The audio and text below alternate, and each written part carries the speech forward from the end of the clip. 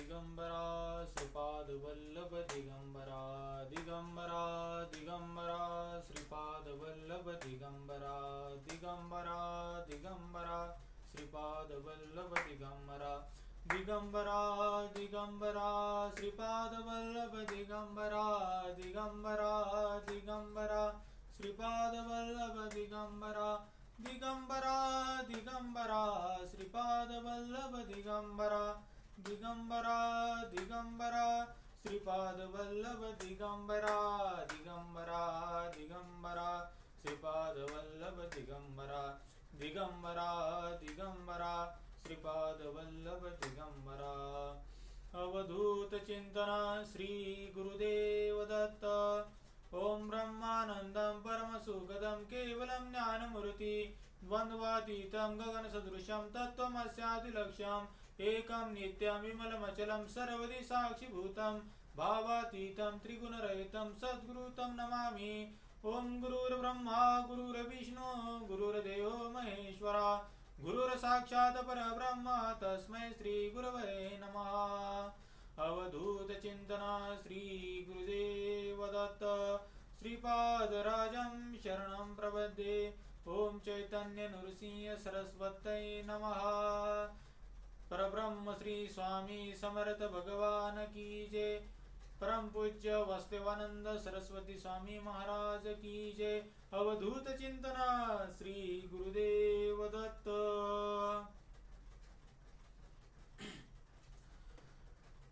नमो दत्त नमो दत्त नमो दत्त। सर्व दत्तदेशींना दत्तदेशी योगेश दावड्याचा स्नेह सप्रेम नमो दत्त। गेली कित्येक दिवसापासून आपण सर्वजण श्रवण करत आहात ती म्हणजे गुरुचरित्र भावसुधा प्रवचन मालिका। आणि याच प्रवचन मालिकेच्या माध्यमातून आपण गुरुचरित्र म्हणजे नेमकं काय आहे, गुरुचरित्र माणसाला नेमकं काय धडा शिकवतं, गुरुचरित्र हा सामाजिक ग्रंथ कसा आहे, गुरुचरित्र हा प्रबोधनाचा विषय कसा आहे आणि गुरुचरित्र आजच्या काळाला किती आवश्यक आणि मौलिक असे विचार देणारा महत्त्वपूर्ण ग्रंथ कसा सिद्ध होतो, तर त्याविषयीची संपूर्ण माहिती आपण या गुरुचरित्र भावसुधा प्रवचनाच्या माध्यमातून आजपर्यंत श्रवण केलेली आहे। दत्तगुरु वाहिनीच्या माध्यमातून अनेक दत्तदेशी या गुरुचरित्र प्रवचन मालिकेशी जोडले गेलेले आहेत। मला अतिशय आनंद वाटतो त्या सर्वांविषयी, म्हणून मी नम्रपूर्वक आणि सप्रेम त्यांना सप्रेम नमोदत्त करेल। दत्तदेशी हो, जर स्वयंपाक करणारी सुगरण असेल, जर स्वयंपाक करणारी जर सुगरण असेल आणि वाढताने ती जर उदार असेल आणि जेवणारे सुद्धा रसज्ञ भोक्ते जर असतील, तर त्या सुगरण महिलेला सुद्धा स्वयंपाक करायला आवड वाटते आणि त्या स्वयंपाकाचं खरं काहीतरी सार झालं असं तिला धन्यता तिच्या मनामध्ये वाटते। अगदी त्याच पद्धतीने दत्तगुरु वाहिनीशी जोडलेले जे आमचे श्रोतेजन आहेत, जे दत्त भक्त आहेत, ज्यांना दत्तप्रभूंचा ध्यास लागलेला आहे, ते म्हणजे आमचे दत्तदेशी। हे आमच्या दत्तगुरु वाहिनीच्या माध्यमातून आपल्या सर्वांच्या आवडत्या प्रिय असणाऱ्या दत्तगुरु वाहिनीच्या माध्यमातून ज्यावेळेस गुरुचरित्र भावसुधा प्रवचन श्रवण करतात, मोठ्या आवडीने लाईक करतात आणि सबस्क्राईब करतात आणि शेअर करतात, त्यावेळेस आम्हाला सुद्धा जर गुरुचरित्र प्रवचनाविषयी जर व्हिडिओ जर नाही टाकला तर करमत नाही। आणि म्हणून वक्ता आणि श्रोता यांचं एक नातं असतं। वक्त्यानं सांगावं आणि श्रोत्यानं आनंदाने ऐकावं, म्हणजे त्या नात्यामध्ये एक कुठेतरी घट्टता, एक घनिष्ठता येते। आणि म्हणून तुमचं आमचं हे नातं एक दत्त भक्ताचं आहे आणि त्याच्यामुळं दत्तचरित्र गावं, दत्तचरित्र ऐकावं, दत्तचरित्र वर्णन करावं आणि हे दत्तचरित्र संपूर्ण विश्वामध्ये याचा प्रचार प्रसार करावा।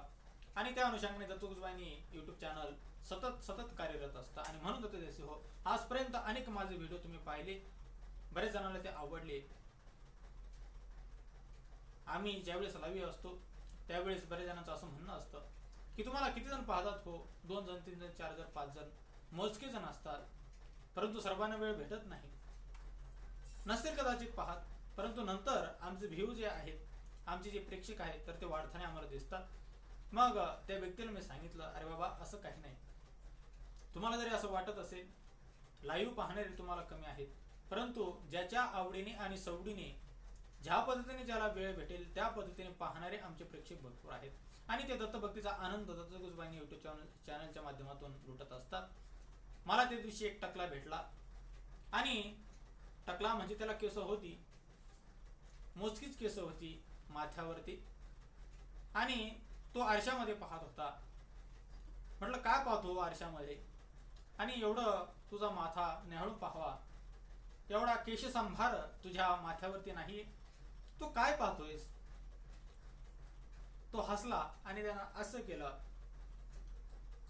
म्हटलं अरे 3 केस आहेत तरी तू कुरवाळतोस, हीच तर माझी शान आहे असं तो मला म्हटला. जसं एखाद्या व्यक्तीला जरी तो टाकला असेल परंतु त्या टाकल्यावरती 2-3 जरी केस असतील परंतु त्याला त्याची शान वाटते, त्या पद्धतीने शान असते वागतर सुद्धा श्रोत्यांची. दत्तगुजबाईंवरती थोडे जरी असतील परंतु ते आमची शान आहे.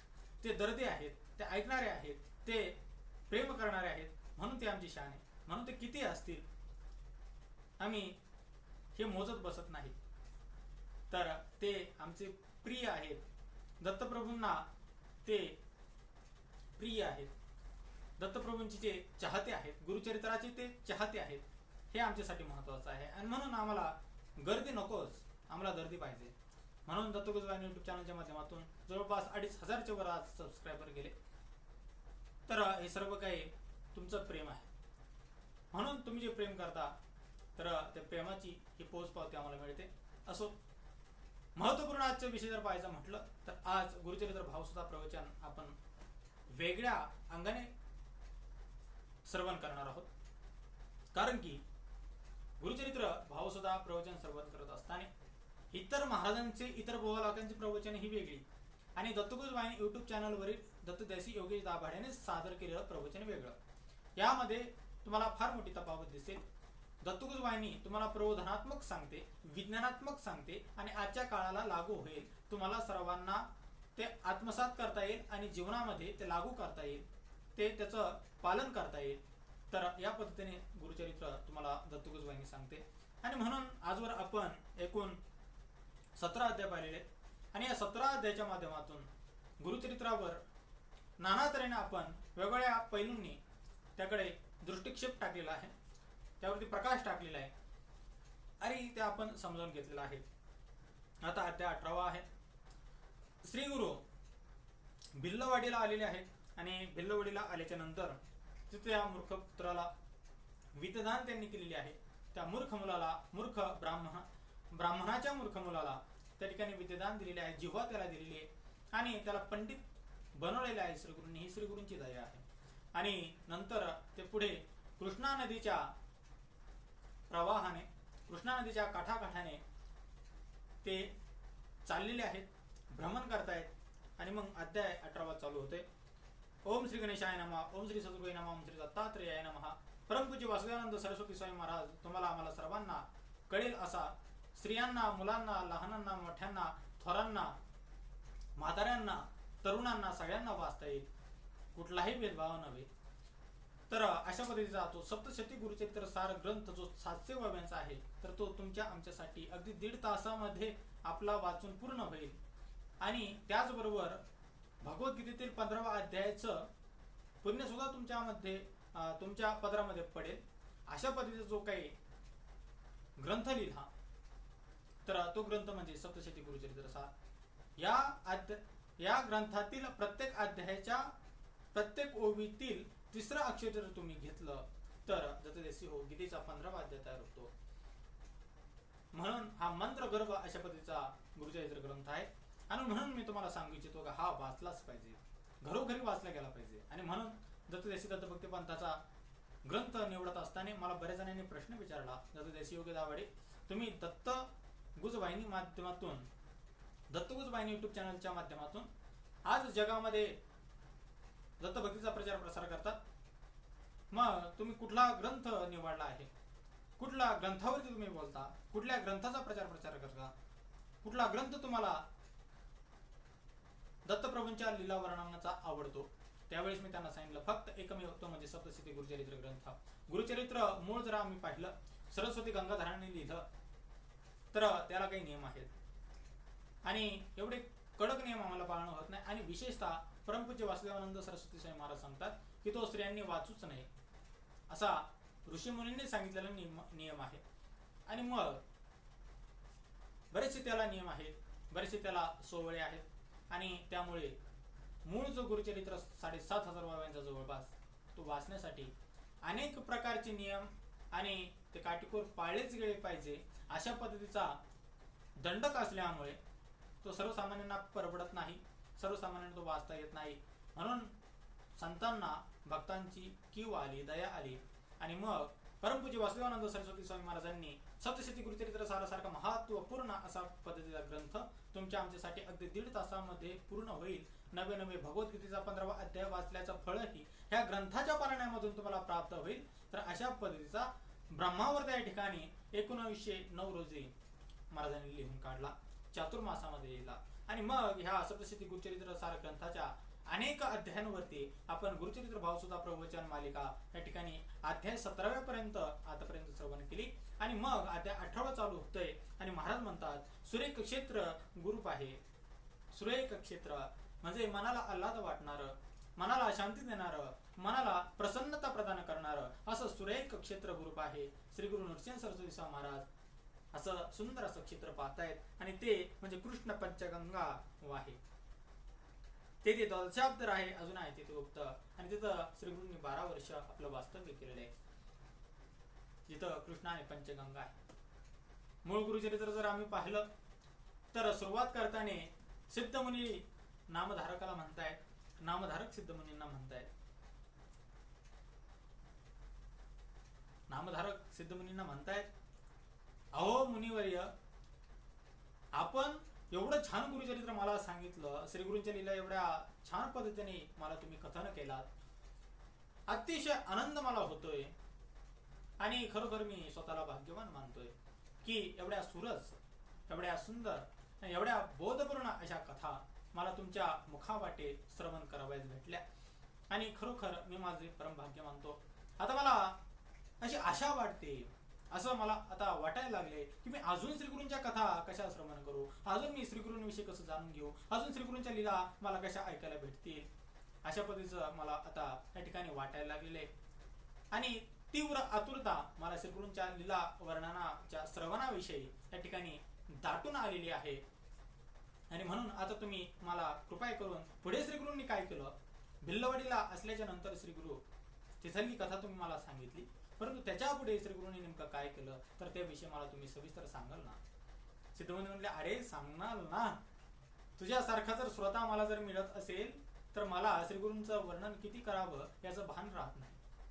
म्हणूनच मी तुम्हाला सर्वप्रथम हेच सांगितलं की एखादी सुगरण असावी, वाढताना ती उदार असावी आणि खाणारे जेवण करणारे रसज्ञ आणि भोगते असावेत, म्हणजे त्या स्वयंपाकाला काहीतरी अर्थ प्राप्त होतो, त्या सुगरणीला काहीतरी धन्यता वाटते स्वयंपाक करण्यामध्ये. नाहीतर केव्हा केव्हा बरेचसे जे भोगते असतात, जे काही जेवण करणारे असतात, खाणारे असतात, सर्व जेवण ते करतात आणि शेवटी म्हणतात भाजी चांगली झाली होती परंतु मीठच नव्हतं. असे अनेक जेवणारे असतात. मुलीच्या बापाने एवढा मोठा खर्च करावा, पुऱ्या कराव्यात, भात करावा, छान अशी भाजी करावी, बुंदी करावी आणि नाना तऱ्हेचे असे पक्वान्न बनवूनही वराड खातं तोपर्यंत खातं, भूक लागलेली असते आणि भूक लागल्याच्या तडाख्यामध्ये या मुलीच्या बापाचा आपण किती खातोय, या नवरीच्या बापाचा आपण किती खातोय याचा त्यांना काही तपास राहत नाही. आणि सर्व एकदा जेवण झालं पोटावरून असा हात फिरवतात आणि मग यांच्या कुचाळक्या चालू होतात. भाजी छान होती परंतु त्यामध्ये जरा मीठ कमी होतं. म्हणजे भोगते रसज्ञ पाहिजे, त्यांना त्याची चव कळाली पाहिजे. मला हे सांगायचंय, कुठल्याही गोष्टीला आपण नाव ठेवली नाही पाहिजे, तर त्यातील जे रस आहे, त्यातील जो आनंद आहे, तर तो आनंद कुठेतरी कमी होतो. आणि म्हणून रसज्ञ त्याला म्हटलं जातं की ज्याला त्यातली खरी चव कळते. पोट भरल्याच्या नंतर नाव ठेवणं म्हणजे रसज्ञ नव्हे. जेवण करताना जिभेवरती एखादा पदार्थ ठेवा आणि लागलीच त्याला कळावं, त्याला रसज्ञ म्हणतात. असो, हा विषय फार मोठा आहे. आणि म्हणून सिद्धमुनी सुद्धा या ठिकाणी नामधारकाला सांगतात, अरे तुझ्यासारखा जर श्रवण करणार असेल तर मला सांगायला का बरे आवडणार नाही. आणि मग त्यावेळेस सिद्धमुनी नामधारकाला या ठिकाणी ती सुंदर अशी कथा ऐकवतायत. आणि श्री परमपूज्य वासुदेवानंद सरस्वती स्वामी महाराज तुम्हाला आम्हाला या ठिकाणी सांगतायत की सुरेख क्षेत्र पाहे. श्री गुरुवर्यांनी सुरेख असं क्षेत्र पाहिलेलं आहे आणि ते क्षेत्र म्हणजे कृष्णा पंचगंगा आहे. श्री गुरु कृष्णा नदीच्या तीराने भ्रमण करतायत आणि भ्रमण करत असताना कृष्णा आणि पंचगंगा नद्यांचा या ठिकाणी संगम आहे. तर ते सुंदर असं स्थान श्री गुरु आपल्या अनुष्ठानासाठी, आपल्या तपश्चर्येसाठी ते निवडतायत. आणि ह्या पंचगंगा म्हणजे शिवा, भद्रा, भोगावती, कुंभी आणि सरस्वती आणि त्याचबरोबर कृष्णा नदी. तर या 5 नद्या आणि 6वी कृष्णा. आणि ह्या कृष्णा नद्यांचा संगम म्हणजे काय हो. प्रयाग क्षेत्रामध्ये माघ मासामध्ये स्नान करावं, त्याच्या शतपटीनं पुण्य या स्थानी आम्हाला प्राप्त होतं. अनेक तीर्थ या कृष्णा आणि पंचगंगा संगमावरती आहे. नवे नवे दक्षिण काशीच याला म्हटलं जातं. आणि अशा पद्धतीनं हे कृष्णा आणि ह्या पंचगंगेचा संगम असणारं जे क्षेत्र आहे, ज्याला आताच्या काळामध्ये नृसिंहवाडी असं नाव म्हटलं, नृसिंहवाडी असं म्हटलं जातं. आणि हे नृसिंहवाडी नाव श्रीगुरूंच्या वास्तव्यानंतरच प्राप्त झालं. रथदेशी हो, नृसिंहवाडी हे पूर्वी काही नव्हतंच. नदी संगम होता आणि संपूर्ण जंगल होता. परमपूज्य वासुदेवानंद नृसिंह वाटिका म्हणजे एक बगीचा ज्याला आपण म्हणतो किंवा एक बाग ज्याला म्हणतो, तर त्या पद्धतीने घनदाट अरण्य असल्यामुळे वाटिका असा शब्दप्रयोग आपल्याला पाहायला भेटतो. वासुदेवानंदांच्या अनेक ग्रंथांमध्ये या क्षेत्राचं वर्णन नृसिंह वाटिका असं आपल्याला पाहायला भेटतं. आणि शांत, मनोरम्य आणि सुरेख अशा पद्धतीचं क्षेत्र म्हणजे कृष्णा आणि पंचगंगा संगम. आणि त्या ठिकाणी श्री गुरु द्वादशाब्द म्हणजे 12 वर्ष वास्तव्य करतायत. आणि अजून सुद्धा श्री गुरु गेलेले नाहीत बरं. मनोहर पादुकाच्या रूपाने श्री गुरु त्या ठिकाणी अस्तित्वात आहेत, हे सुद्धा त्या ठिकाणी वासुदेवानंद म्हणतात. अजूनही आहे तेथे गुप्त. आणि मग तेथे दुःखी विप्रा घरी गुरु शाक भिक्षा करी, घेवडा बिल तोडी करी, ब्राह्मण करी दुःख तेव्हा. आणि मग एक दिवस श्रीगुरूंचा नियम होता की दुपारी माध्यान्ह काळामध्ये भिक्षेसाठी जायचं आणि जी आपल्याला भिक्षा प्राप्त होईल त्या भिक्षेवरती आपल्याला गुजराण करायचं आणि तपश्चर्या करायची, हे श्रीगुरूंचा नियम होता. आणि त्याच नियमानुसार श्रीगुरु त्या कृष्णा पंचगंगाच्या काठावरती जे कोणी ब्राह्मण वास्तव्यास होते तर त्या ठिकाणी ते भिक्षेला जायचे. तसं पाहायला जर गेलं तर श्रीगुरूंची एक कथा पुढे आपल्याला पाहिजे. तर त्या कृष्ण पंचगंगा संगमावरती 64 योगिनी श्रीगुरूंना जेवण देण्यासाठी यायच्या. परंतु श्रीगुरूंचा स्वभाव हा स्वाभिमानी आणि कर्तव्यपरायण, धर्मपरायण अशा पद्धतीचा होता. आणि त्यामुळे फुकटचं कोणाचं खायचं नाही, हा गुरुचरित्राचा मूळ नियम आहे. तर हा श्रीगुरूंनी पाळलेला आहे म्हणून आहे, हे ध्यानात ठेवा. आपल्या कष्टाचं खावं, धर्मानं जे दिलंय तर त्या नियमानुसार आम्ही वागावं आणि त्यानुसार आम्ही कमावावं आणि त्याचनुसार आम्ही जीवन जगावं. हा गुरुचरित्राचा नियम म्हणजे श्रीगुरूंनी स्वतः आचरणात आणला आणि नंतर तुम्हाला आम्हाला गुरुचरित्राच्या माध्यमातून याचा बोध प्राप्त झाला. आणि म्हणून श्रीगुरु भिक्षा मागायचे. 64 योगिनी जरीही श्रीगुरूंना अन्नदान करीत असल्या, पंचपक्वान्नाचं भोजन जरी देत असल्या, तरीही श्रीगुरु प्रेमानं दिलंय म्हणून स्वीकार करत असतील, नाही असं नाही. परंतु त्यांचा जो नियम होता संन्यस्त धर्माचा, तर तो नियम भंग कधीही श्रीगुरूंनी केलेला नाही. तर या ठिकाणी आपल्याला पाहावयास भेटतं. आणि म्हणून श्रीगुरु माध्यान्ह काळी भिक्षेसाठी जायचे. आणि मग एक दिवस श्रीगुरु भिक्षेसाठी गेलेले. एक ब्राह्मण जोडपं त्या अरण्यामध्ये राहत होतं. कर्तव्यपरायण धर्मपरायण होतं. सकाळी उठायची, देवपूजा करायची, आपलं जे काही नित्य कर्म असेल तो उरकायचं आणि ब्राह्मण धर्माला जे काही उचित आहे, जे काही धर्माने ज्या पद्धतीने कर्तव्य दिलेलं आहे तर त्या पद्धतीने आपण वागायचं आणि आपलं उपजीविका भागवायची, ईश स्मरण करायचं, भगवंताचं नामस्मरण करायचं आणि आपलं जीवन व्यतीत करायचं. अशा पद्धतीनं हा दिनक्रम ह्या ब्राह्मण जोडप्याचा होता. ती महिला सुद्धा फार उदार अंतकरणाची. घरामध्ये कोणी जर अतिथी आला, दारामध्ये कोणी जर भिक्षुक आला तर त्याला उपाशी पोटी पाठवायचं नाही. कोरडी का होण्या त्याला क्षिधा द्यायची, त्याला भिक्षा द्यायची. अशा पद्धतीचा त्या महिलेचा नियम होता, त्या ब्राह्मण स्त्रीचा नियम होता. आणि मग अशा पद्धतीनं तो ब्राह्मण कुठेतरी बाहेर गेलेला आहे. श्री गुरु मध्यान्ह काळामध्ये भिक्षा मागवायस त्या दरिद्र ब्राह्मणाचे इथे गेलेले आहेत. जे कर्तव्यपरायण असतात, जे धर्माच्या नुसार वागतात तर त्यांना जगामध्ये हालापेष्टा फार असतात. जे 2 नंबरनी कमावतात ते जगामध्ये माडीवर माडी बांधतात, परंतु जे इमानदारीने कमवतात तर ते श्रीमंत जगामध्ये आज होऊ शकत नाही. फार मोठी दुरावस्था आहे त्यांची, फार मोठं दारिद्र्य त्यांच्याकडे असतं आणि फार मला खंत वाटते त्यांची. खरोखर आज जर जगामध्ये जगायचं असेल तर त्याचे हो, जगामध्ये जेवढी कोणी मोठी माणसं झाली आणि किंवा आजच्या काळामध्ये हो पाहत आहेत तर त्यांना काही ना काहीतरी उलट पालट काहीतरी करावं लागतं. सोयीच्या मार्गाने ते प्रगतीपथावर जातीलच, शाश्वती नाही. जास्तीची शक्यता सांगता येत नाही, अंदाज त्याचा बांधता येत नाही, जातीलच का प्रश्न आहे. आणि म्हणून हा दरिद्री होता. त्याचं कारण तेच, कदाचित दक्षिणा वगैरे कमी घेत असावा हा ब्राह्मण, कदाचित पूजापाठ करून शिधा कमी घेत असावा किंवा घेतही नसावा, निष्काम सेवेकरी असावा असं मला वाटतंय. आणि म्हणून कदाचित हा दरिद्री असावा. असो, दरिद्री असणारा हा ब्राह्मण दररोज आपलं स्वधर्म पालन करून आपली उपजीविका भागवायचा. आणि कशी भागवायचा तर तुम्हाला ऐकून आश्चर्य वाटेल.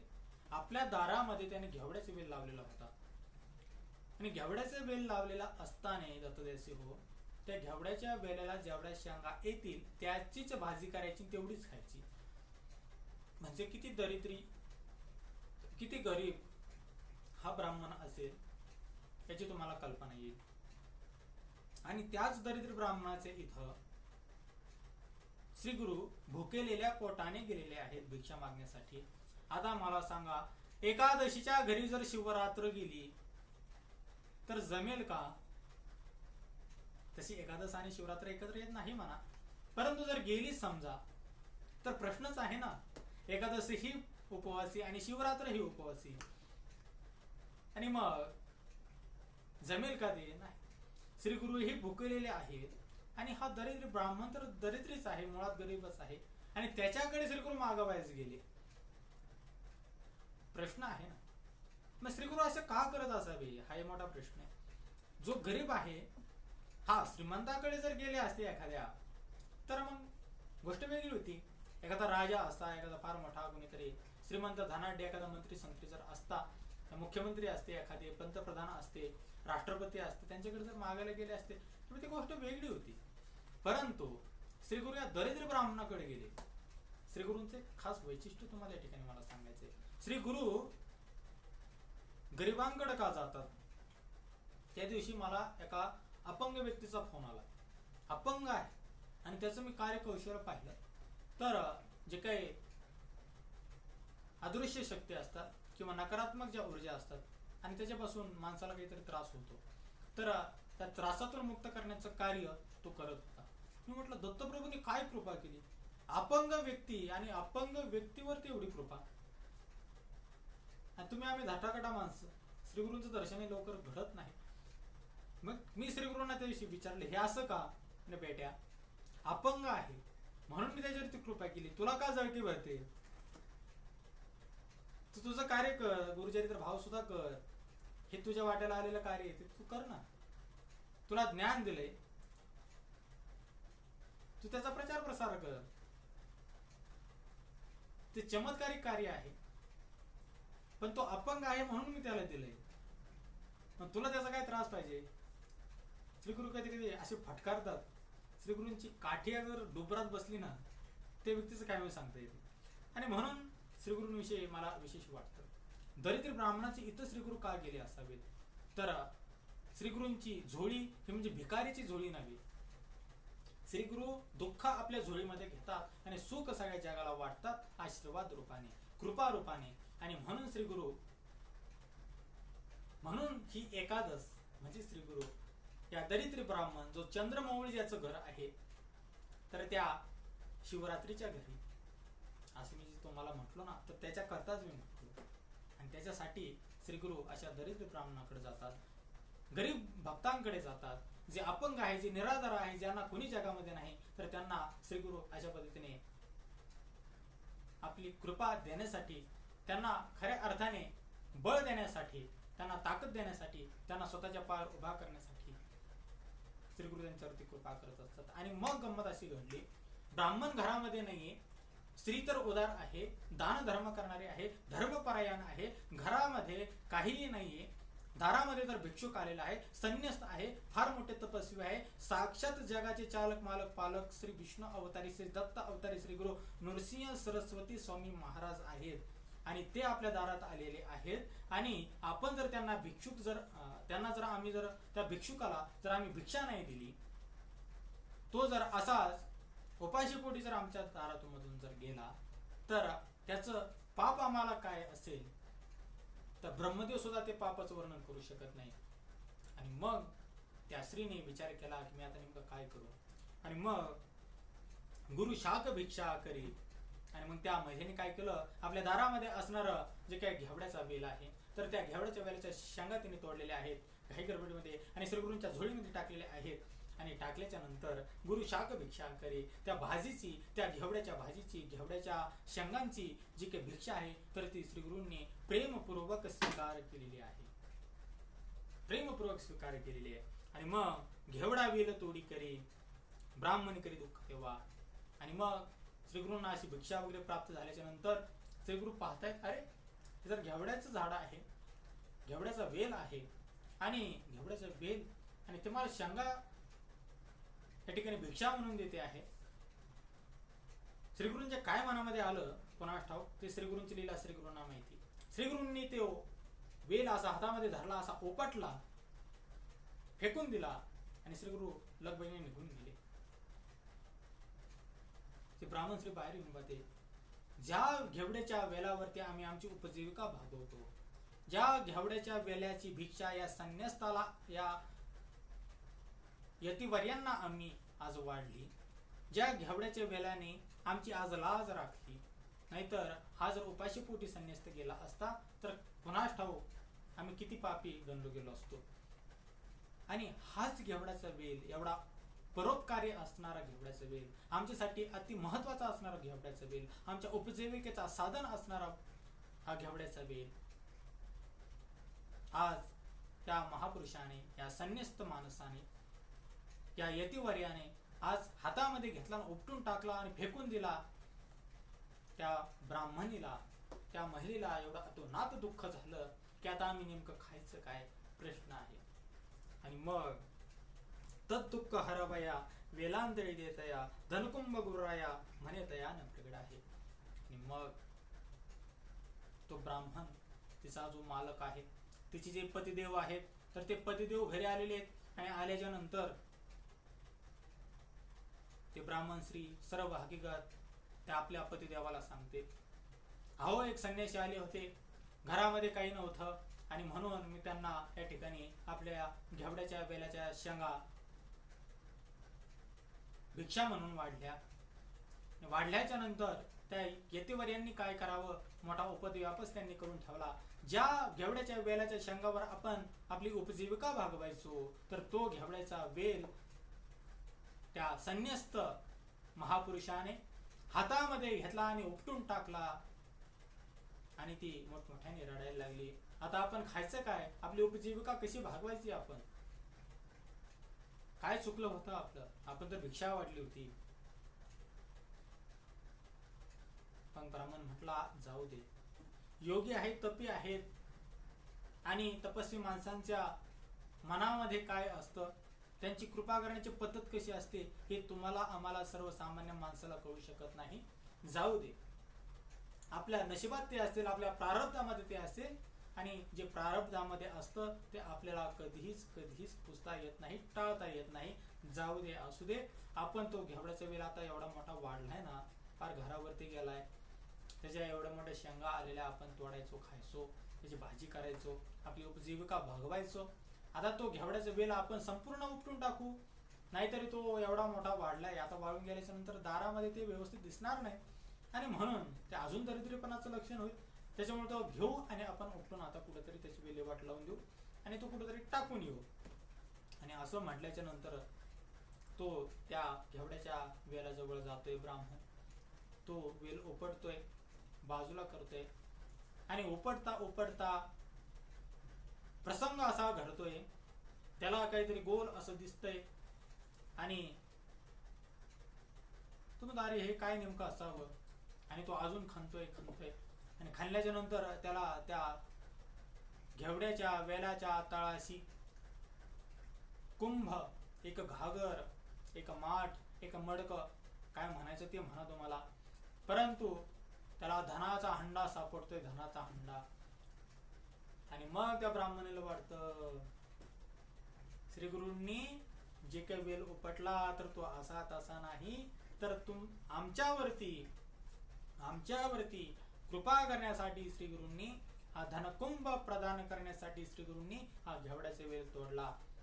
अरे जो पायवळ असतो किंवा ज्याच्या डोळ्यामध्ये अंजन घातलं की त्याला भूगर्भामध्ये काय आहे हे दिसायला लागतं असं म्हणतात.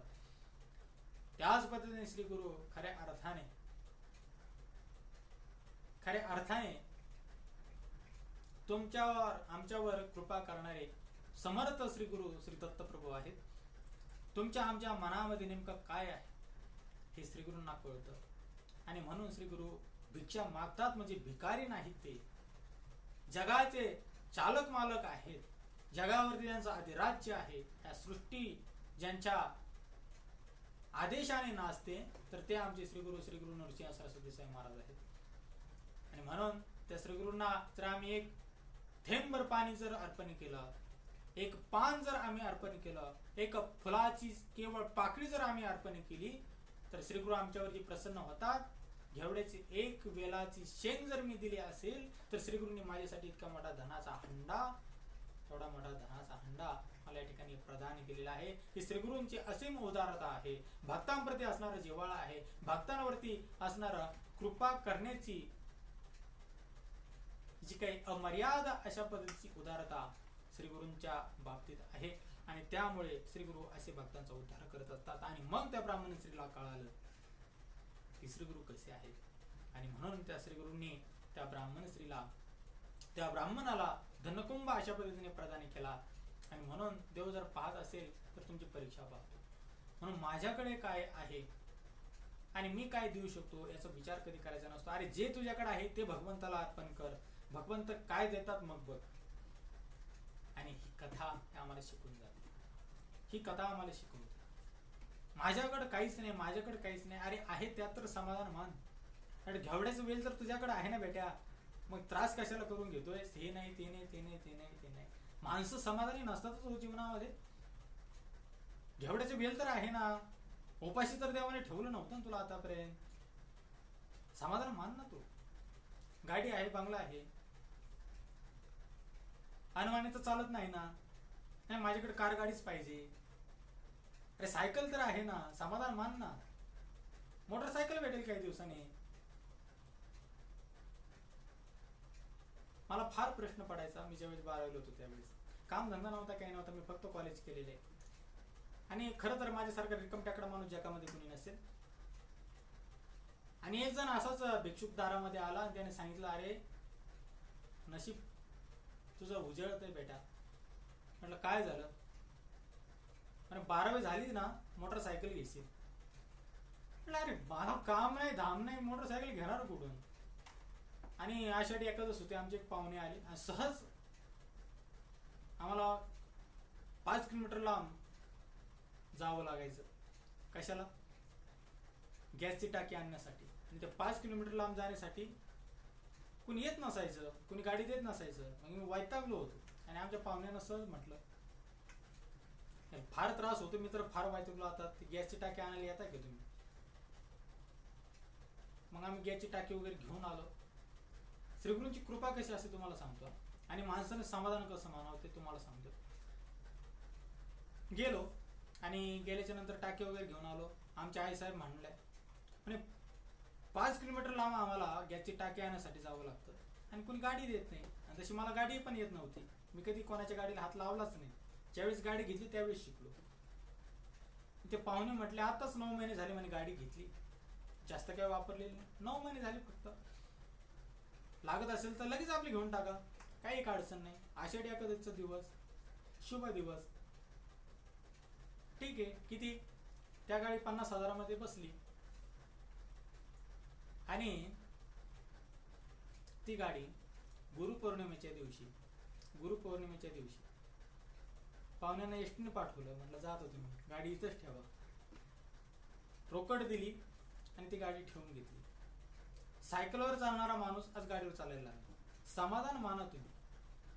समाधान जर तुमच्याकडे असेल तर भगवंत देतो. भले तुमच्याकडे पैसा नसेल, त्यावेळेस माझ्याकडे कामधंदा काही नव्हताच, मी तर असाच होतो कॉलेज कुमार, तर हे मला ते प्राप्त झालं. ज्यावेळेस भगवंताची कृपा होते, ज्यावेळेस तुमच्या नशिबात ते असतं, त्यावेळेस म्हणतात ना, इथालचं कोणीही पुसू शकत नाही. तुम्ही कितीही ज्ञानी असाल, कितीही मोठे असाल, काहीही असाल तुम्ही, परंतु जे तुमच्या प्रारब्धामध्ये आहे, जे भगवंताच्या कृपेने तुम्हाला प्राप्त होणार आहे, तर ते या काळाला सुद्धा अधिकार नाही की ते तुम्ही टाळू शकता. आणि म्हणून दत्तप्रभूंविषयी मी सांगू इच्छितो आणि या ब्राह्मणाविषयी मी सांगू इच्छितो की तुमच्याकडे जे आहे तर त्यात तुम्ही समाधान माना. आज सायकल आहे, उद्या तुमच्याकडे गाडी येणार म्हणजे येणार, काही दिवसामध्ये कार येणार म्हणजे येणार, फक्त हप्ते भरण्याची तयारी असावी. असो, तर मला सांगायचं म्हणजे ते एकच की तद्दुःख हरावया, वेलांतळी देतया, धनकुंभ गुरुळाया, म्हणे तया न प्रगड आहे. आणि मग ते ब्राह्मण जोडप श्रीगुरूंकडे गेलं. सगळी शोधाशोध सुरू झाली. श्रीगुरु गेलेत कुठं, ते तपस्वी महानयोगी गेलेत कुठं, त्यांना लवकर शोधायला पाहिजे. त्यांनी इतकं महान काम आमचं केलंय, आम्ही त्यांना घेवड्याची वेलाची फक्त शेंग दिली, त्यांनी इतका मोठा आम्हाला धनाचा हंडा दिला. जर आम्ही त्यांना भेटलो तर खरोखर आम्हाला परमभाग्यशाली असं मानू. हे त्यांना कळून चुकलं की ते कोणी साधेसुधी दिसत नाहीत, तर ते साक्षात विष्णू आहेत, साक्षात दत्तात्रेय आहेत, साक्षात भगवंत अवतारी कुणीतरी महापुरुष आहेत. फक्त वेश त्यांनी मानवांचा धारण केलेला आहे. आणि म्हणून ते शोधाशोध करायला लागले. आणि मग त्याच ठिकाणी, त्या नृसिंहवाडीच्या ठिकाणी, त्या कृष्णा आणि पंचगंगा नदीच्या संगमाच्या ठिकाणी श्रीगुरु तपश्चर्या करत होते. त्या ठिकाणी ब्राह्मण जोडपा गेला आणि म्हटलं, महाराज चुकलो आम्ही. म्हटले काय झालं? म्हटले चुकलो आम्ही, खरंच आम्ही फार दुःख केलं की आमचा वेल तुम्ही तोडून टाकला. अहो, वेल तोडला नाही तर आमचा वेल तुम्ही खऱ्या अर्थाने मांडवावर चढवला, असं म्हणायला काही अडचण नाही. तुम्ही आम्हाला धनकुंभ दिला. श्रीगुरु म्हटले, आता मला म्हटलाच बेटा, पुन्हा याचा उच्चार करू नकोस, आणि तू जर पुन्हा हे कोणाला सांगत सुटशील तर आहे लक्ष्मी तीही निघून जाईल. सांगायचं नाही. भगवंताची कृपा सांगायची नसते, गुप्त ठेवायची असते. सरपट पंजेरी काही लोक असतात, एवढी बडबड केवळ बडबड. थोडं काय झालं की फेसबुकला लगेच पोस्ट असते त्यांची की मला स्वामींनी असं दाखवलं, की मला दत्तप्रभूंनी असं, मला शंकर बाबांनी. अरे काय चाललंय काय तुमचं? म्हणे तया न प्रगटाही, गुरुचरित्राचं सांगणे, कृपा कधीही सांगायची नसते. भगवंताची कृपा गुप्त अंतकरणामध्ये ठेवायची असते. आणि म्हणून तया न प्रगट आहे. दत्तप्रभू म्हणतात, अरे प्रगट याची वाच्यता तुम्ही करू नका, नाही तर आहे ते पण जाईल. आणि त्याच्यामुळे तया न प्रगट आहे. तुम्हाला जे भेटलंय ना, सुखाने राहा, समाधानी राहा आणि असंच जगा. तुमच्या कर्माची पोहोच पावती तुम्ही जे चांगलं कार्य केलं त्यानिमित्त तुम्हाला बक्षीस रूपामध्ये मी देऊन टाकलेले आणि तुमचा असाच विस्तार या ठिकाणी वाढणार. तुम्ही असे धन्य व्हाल आणि तुम्ही असं कर्तव्यपरायण असावं, धर्मपरायण असावं आणि भगवंतांचं ईशचिंतन, श्रीगुरूंची भक्ती तुम्ही टळायला नको. असे जर तुम्ही वागाल तर असं तुम्हाला अनेक गोष्टी प्राप्त होतील. परंतु वाच्यता करू नका की माझ्यावरच भगवंताने अशी कृपा केली. वाच्यता का करायची नाही? वाच्यता याच्यासाठी करायची नाही की बरेचसे लोक असे टपलेलेच असतात. बरेचसे लोक असे टपलेलेच असतात की याचं एवढं चांगलं झालंय, त्याचं मग एवढं चांगलं झालंय, मग माझं चांगलं का होत नाही? जळणारी माणसं तयार होतात. म्हणून जळकट माणसापासून थोडंसं कुठेतरी दूर राहता यावं आणि म्हणून सांगितलंच नाही तर जळणारी माणसं कशाला तयार होते हाही मोठा प्रश्न आहे. परंतु जर असं धनकुंभ आताच्या काळामध्ये जर कोणाला जर प्राप्त झाला, समजा योग्य दाबड्याला असा एखादा धनकुंभ श्रीगुरूंच्या कृपेने प्राप्त झाला, समजा झाल्याच्या नंतर लगेच त्याची चौकशी होईल. तुझ्याकडे एवढं आलं कसं काय? तुझं पॅन कार्ड दाखव, तुझं बँक अकाउंट दाखव, एवढी जमा झालीच कशी रक्कम? मग त्यांना सगळा तपशीलवार माहिती द्यावं लागते की नेमकं झालं काय. आणि मग सरकारचा असा नियम आहे, एवढ्या फुटाच्या खाली जर तुम्हाला काही जर सापडलं तर ते सरकारचं असतं. आहे त्या वेळावरती नागोबा श्रीगुरूंच्या कृपेने आम्हाला प्राप्त झाला आणि ते सरकारचं असतं. असं हल्लीची परिस्थिती आहे. असो, पण श्रीगुरू म्हणतात वाच्यता करू नका. वाच्यता याच्यासाठी करायची नाही की वाच्यता केल्यामुळे जे काही फल आपल्याला प्राप्त झाले तर त्या फलाची किंवा त्या कृपेची अवहेलना होते, त्या कृपेला महत्त्व प्राप्त होत नाही किंवा त्याची मधील जो रस असतो तर तो निघून जातो. आणि म्हणून कुठल्याही गोष्टीची, कुठल्याही कृपेची वाच्यता करायची नसते. पात्रता काय आहे याचे आपण मूल्यमापन करायचं नसतं. जी कृपा प्राप्त झाली ती झाली, म्हणून कुठे वाच्यता करू नये असं श्रीगुरूंचं मत आहे. आणि त्याच्यामुळं तयानं प्रकट आहे, जे आहे ते जाईल. त्याच्यामुळं याची वाच्यता करू नका.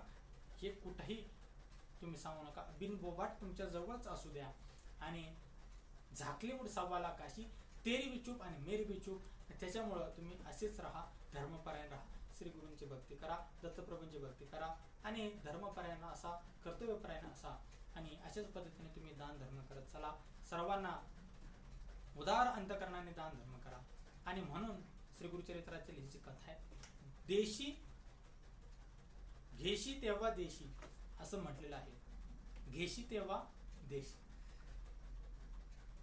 घेशी तेव्हा देशी असं नव्हे. ज्यावेळेस भगवंत, नाहीतर माझ्या शब्दाचे काही लोक फार वेगवेगळे अर्थ काढायचे. घेशी तेव्हा देशी असं नव्हे बरं, तुकाराम महाराज म्हणतात. काही लोक फार वेगळे अर्थ काढतात, फार विचित्र माणसं जगामध्ये आहेत. तर मला सांगायचं काय, ज्यावेळेस भगवंत घेतो त्यावेळेस काहीतरी देतो, मला असं सांगायचं. आणि म्हणून घेशी तेव्हा देशी असं म्हटलेलं आहे. तर ज्यावेळेस भगवंताला तुम्ही काहीतरी देता त्यावेळेस भगवंत आपल्यालाही देतो. ज्यावेळेस भगवंत आपल्याकडून काहीतरी घेतो त्यावेळेस भगवंत आपल्याला काहीतरी देतो. आणि म्हणून घेवड्याची एक जर शेंग तुम्ही देत असाल तर श्रीगुरु जर तुम्हाला धनकुंभ देत असाल तर तुम्ही विचार करा, श्रीगुरु किती भक्तांवरती संतुष्ट असतात आणि किती निष्काम असतात. श्रीगुरु किती वैराग्यपूर्ण आहे. आणि म्हणून देवाला देत असताना थोडं द्या, पण चांगलं द्या आणि भावपूर्ण पद्धतीने द्या, भावपूर्ण पद्धतीने. त्यावेळेस तुम्हाला धनकुंभ प्रदान दत्तप्रभू केल्याशिवाय राहणार नाही. आणि म्हणून मी तुम्हाला सांगू इच्छितो, तुम्ही भगवंताला काहीतरी द्या, भगवंताला काहीतरी द्या, थोडं द्या पण द्या. आणि त्या देण्यामधून तुम्हाला अशा पद्धतीनं काहीतरी प्राप्त झाल्याशिवाय राहणार नाही. परंतु देत असताना इच्छा करू नका. त्या ब्राह्मण स्त्रीने इच्छा केलीच नव्हती. मी जर ह्या यतिवर्यांना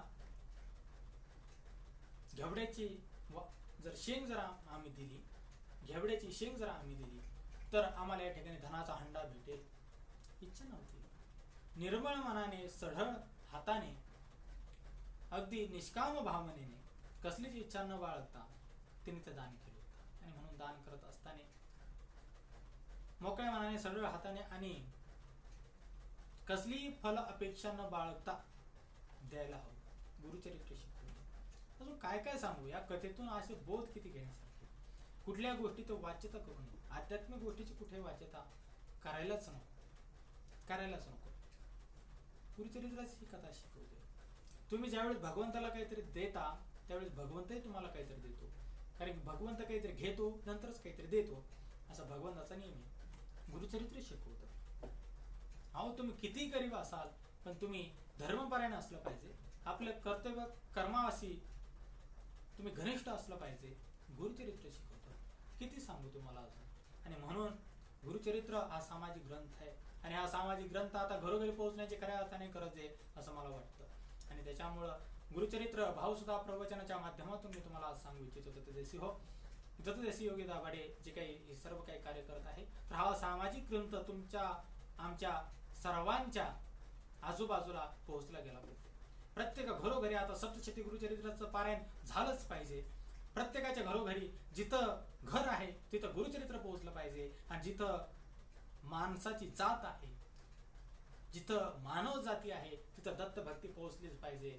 हे खऱ्या अर्थाने आमचं प्रीत आहे. आणि त्या प्रीताला घेऊन आम्ही या ठिकाणी चाललेलो आहोत, तुमच्यापर्यंत पोहोचत आहोत. आणि म्हणून गुरुचरित्र श्रवण करा, गुरुचरित्राचं पारायण करा, गुरुचरित्राचं चिंतन करा. गुरुचरित्र हा सामाजिक ग्रंथ आहे. समाजावरती आदर्श संस्कार बिंबवणारं एक फार मोठं शास्त्र म्हणजे गुरुचरित्र आहे. म्हणून गुरुचरित्राचा केवळ आणि केवळ पारायणाचा विषय असूच नाही. गुरुचरित्र हा आता आमच्या चिंतनाचा विषय व्हावा. गुरुचरित्र हा आता आमच्या अभ्यासाचा विषय व्हावा. गुरुचरित्र हा आमचा आता अनुकरणाचा विषय व्हावा. गुरुचरित्र हा आता आमच्या जीवनाचा जगण्याचा एक राजमार्ग व्हावा. आणि याच अनुषंगाने गुरुचरित्र भाव सुद्धा प्रवचन मालिका अध्याय 18 आज तुमच्या पुढे मी सादर केला. दत्तदेसी योगी दाभाडे पीठ. तुम्हाला एवढं जे तळमळून कळकळीनं मी जे काही सांगतोय तर त्याच्या मागे कारण एकच आहे. घर तेथे गुरुचरित्र आणि मानव जाती तेथे दत्तभक्ती आता पोहोचवावीच लागेल. ही आता काळाची गरज आहे. आणि म्हणून काळ भयानक आलेला आहे. आणि या काळाला जर कोण वाचवणार असेल तर ते म्हणजे फक्त गुरुचरित्राची एक ओवी या देशाला, या महाराष्ट्राला, या संपूर्ण जगाला वाचवणारी आहे. आणि एक आदर्श संस्कार बिंबवणारी आहे. आणि म्हणून तुमच्या आमच्या सुखाचं जे साधन आहे तर ते साधन म्हणजे गुरुचरित्र आहे. आणि म्हणून धनकुंभ भगवंताने वेलांच्या तळी द्यावा, घेवड्याच्या वेलाच्या बुडाशी धनकुंभ श्रीगुरूंनी द्यावा. त्याचं कारण एकच, किती पावती होती त्यांच्या कर्माची, ती पावती होती त्यांच्या धर्मपरायणतेची, ती पावती होती श्रीगुरूंनी त्यांच्या कर्तव्यपरायणतेची दिलेली. आणि म्हणून तुम्ही कर्तव्यपरायण असावं, तुम्ही धर्मपरायण असावं, तुम्ही तुमच्या नीती नियमानुसार वागणारे असावं, तुमच्यावरती संस्कार झालेले आहेत, तुमची जी संस्कृती आहे तर त्या संस्कृतीवरती तुम्ही चालणारे असावं. त्यावेळेस एक ना एक दिवस या सृष्टीला सुद्धा तुमच्या पुढं नतमस्तक व्हावं लागतं. तुम्हाला जे पाहिजे ते या सृष्टीला द्यावं लागतं. ती सृष्टी अशा पद्धतीने महान महापुरुषांचं स्वरूप धारण करून तुमच्या पुढे हजर होते आणि तुम्हाला जे पाहिजे ते तुम्हाला ते प्रदान करते. आणि म्हणून श्री गुरु यतिवर्य या सृष्टीचे चालक मालक पालक आहेत. आणि म्हणून तुमच्या आमच्यासाठी त्यांनी मानव रूप धारण केलं आणि ते मानव रूपातून अशा पद्धतीनं आपली भक्तांची अपेक्षा पूर्ण करण्यासाठी या ठिकाणी उपस्थित झाले. आणि या कर्तव्यपरायण धर्मपरायण नीती संपन्न उदार दान धर्म करणाऱ्या दानशूर अशा ब्राह्मण दाम्पत्यास त्यांनी अशी कृपा प्राप्त केली. म्हणून हीच कृपा तुम्हाला आम्हाला सर्वांना प्राप्त हो ही श्री गुरूंच्या चरणी मी प्रार्थना करेल. आणि या ठिकाणी आज गुरुचरित्र भाव सुद्धा प्रवचन मालिका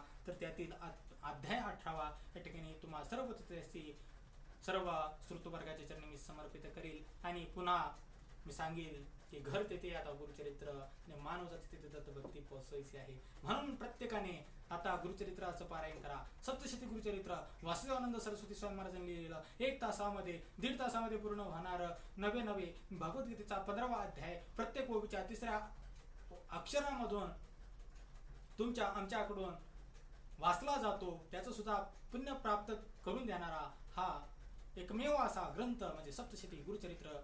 आणि हा सप्तशती गुरुचरित्र सार ग्रंथ परमपूज्य वासुदेवानंद सरस्वती स्वामी महाराजांनी लिहिलेलं आहे. तर त्याचं पारायण प्रत्येक स्त्रियांनी, प्रत्येक पुरुषांनी, प्रत्येक आबालवृद्धांनी आपापल्या घरी करावं आणि शिकून घ्यावं की गुरुचरित्र हा एक सामाजिक ग्रंथ आहे. गुरुचरित्र हा माणसाच्या मनावरती संस्कार ठसवणारा एक महान आदर्श शास्त्रीय ग्रंथ आहे. आणि त्याच्यामुळे हेच मला तुम्हाला सांगायचंय. असो, आजच्या या सेवेमध्ये इतकंच. पुन्हा भेटूया पुढील भागामध्ये.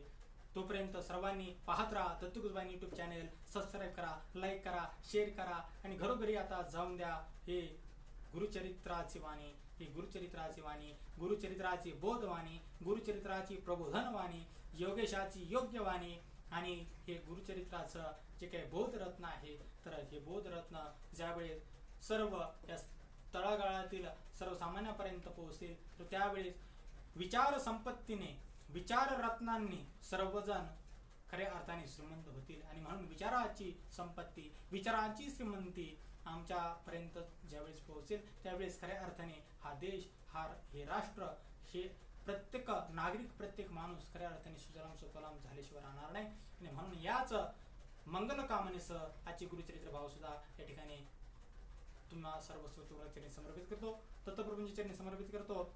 पुन्हा भेटूया पुढील भागामध्ये. तोपर्यंत सप्रेम नमो दत्त. अवधूत चिंतन श्री गुरुदेव दत्त.